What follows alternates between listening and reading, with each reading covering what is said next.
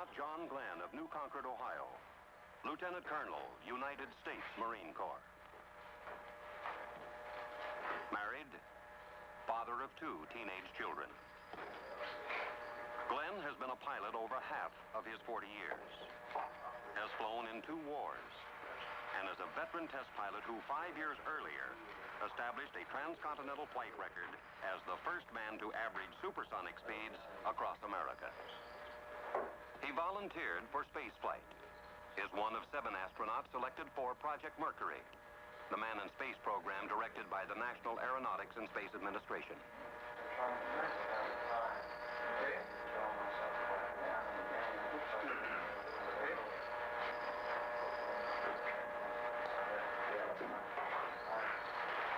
Two teammates have pioneered the way into space for Glenn. Astronauts Alan Shepard and Virgil Grissom tested the Mercury spacecraft on trailblazing suborbital missions, proving the equipment and pushing the program to the threshold of orbital flight. And now, it's Glenn's turn. Ready for pressurization? Now to Glenn falls the challenge of man's next advance into space, for he has been chosen to cross the threshold gained by Shepard and Grissom and to orbit the world. So the countdown continues for John Glenn. And it continues beyond this room for Friendship 7. And it continues this moment around the world.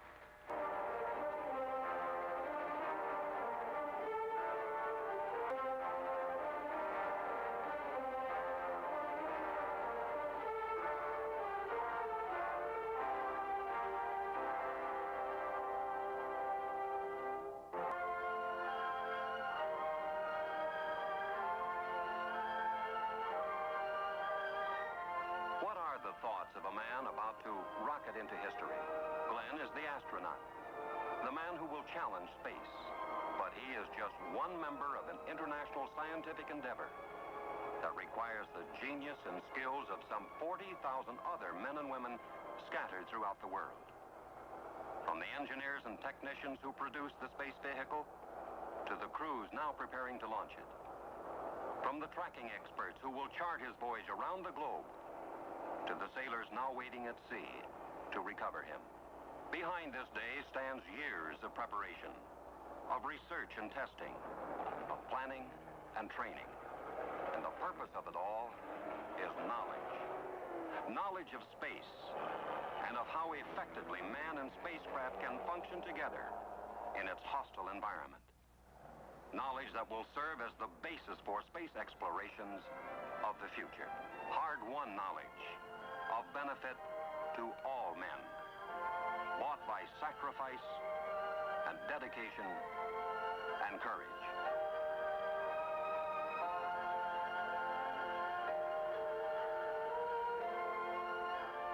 Now, just a handful of minutes remain until the spacecraft crew on the service tower call for the pilot of Friendship 7.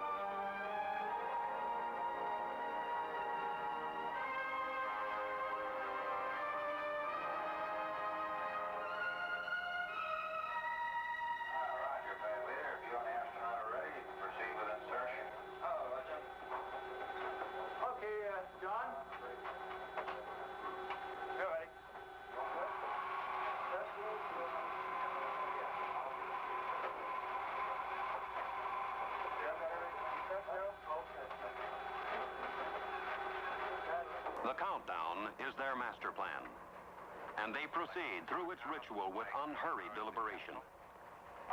Its pages contain the timetable of order they must follow to awaken a giant machine, to test its readiness, and to prime it for the one supreme moment for which it was created. ISO on now, meter reads 19 volts. 12 volt standby on, now meter reads 11.5. 6 volt isolator.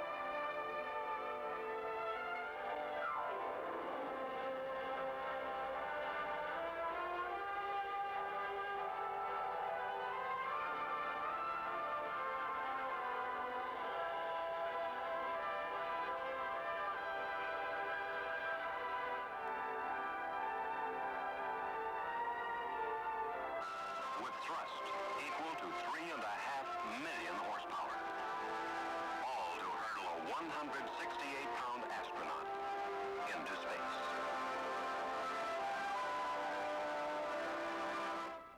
All Mercury stations reported go. Special equipment has been installed here at the press site for them to tell their story to the world, to their own newspapers, and for some radio stations from Latin America that are here. All stations. Gantry is in launch position. AMR, CNS band beacons are on. Start interrogation in 1 minute. Thomas. Good Lord, ride all the way. Godspeed, John Glenn. 10, 9, 8, 7, 6, 5, 4, 3.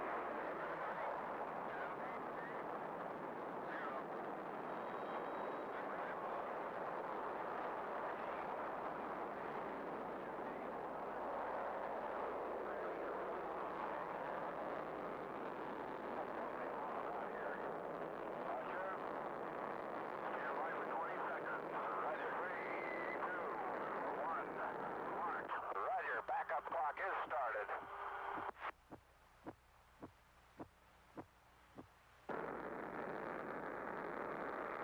Fuel 102, 101, oxygen 78, 100, amps 27. Roger, loud and clear, flight path is good, 69.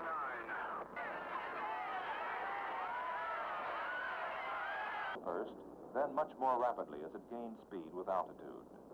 After 2 minutes, booster engine cutoff occurred as programmed, and the booster section was jettisoned.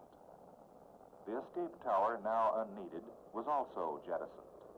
5 minutes after launch, the space vehicle at an altitude of 100 miles, SECO, sustainer engine cutoff. The spacecraft was released from the launch vehicle, and the posigrade rockets fired. Roger, 0G, and I feel fine. Capsule is turning around. Oh, that view is tremendous. You could see the booster during turnaround just a couple of 100 yards behind me. It was beautiful.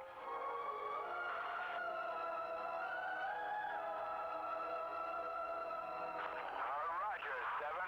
You have a go. At least 7 orbits. Roger, understand go for at least 7 orbits. This is Friendship 7. Can see clear back a big cloud pattern way back across toward the Cape. Beautiful sight. At the end of the first orbit, a thruster malfunction permitted only partial use of the automatic stabilization and control system. Astronaut Glenn took over and controlled the spacecraft manually. The second orbit over Mouchet, Australia, a ground telemetry signal indicated that the heat shield might be loose. A decision was made by Mercury Control to program re-entry with the retro-rocket package in place, and astronaut Glenn was instructed to manually override the automatic jettison mechanism. Roger, say again your instructions, please, over. We are recommending that the retro package not, I say again, not be jettisoned. This means that you will have to override the 05G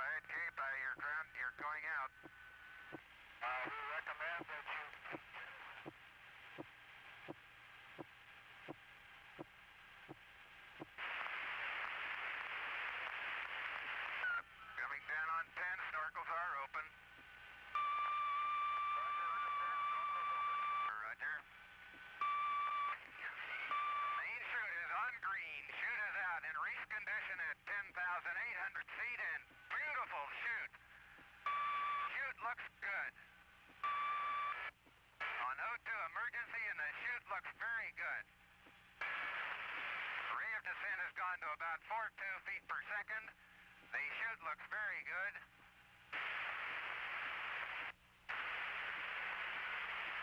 Hello, Mercury Recovery. This is Friendship 7. Do you receive? Mercury, Friendship 7, this is Steelhead. Loud and clear, over. Right here, Steelhead. Friendship 7, the chute looks very good, over. Astronaut Glenn and his spacecraft Friendship 7 landed well within the planned recovery area. All mission objectives had been achieved, including a realization of the primary goal of the Mercury program, to put a man in orbit around the Earth and recover him safely. But the MA-6 flight had done even more. It had demonstrated conclusively that man was a necessary requirement for spaceflight to implement decisions beyond ground control limits, to supplement automated systems with his reason and technical skill. The scope of manned spaceflight had been enlarged.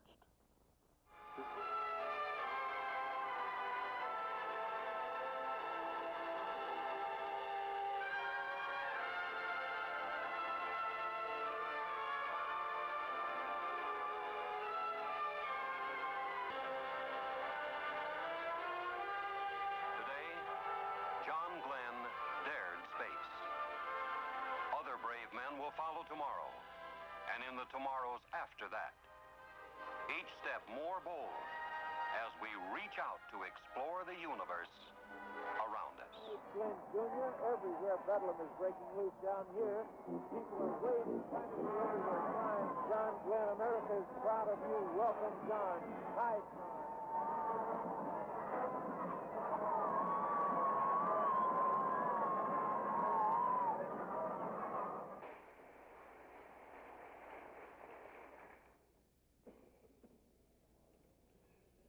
Today, I know that I seem to be standing alone on this great platform, just as I seem to be alone in the cockpit of the Friendship 7 spacecraft. But I'm not. There were with me then and with me now thousands of Americans and many hundreds of citizens of many countries around the world who contributed to this truly international undertaking voluntarily and in a spirit of cooperation and understanding. On behalf of all those people, I would like to express my and their heartfelt thanks for the honors you have bestowed upon us here today. We are all proud to have been privileged to be part of this effort, to represent our country as we have. As our knowledge of this universe in which we live increases, may God grant us the wisdom and guidance to use it wisely. Thank you, friends.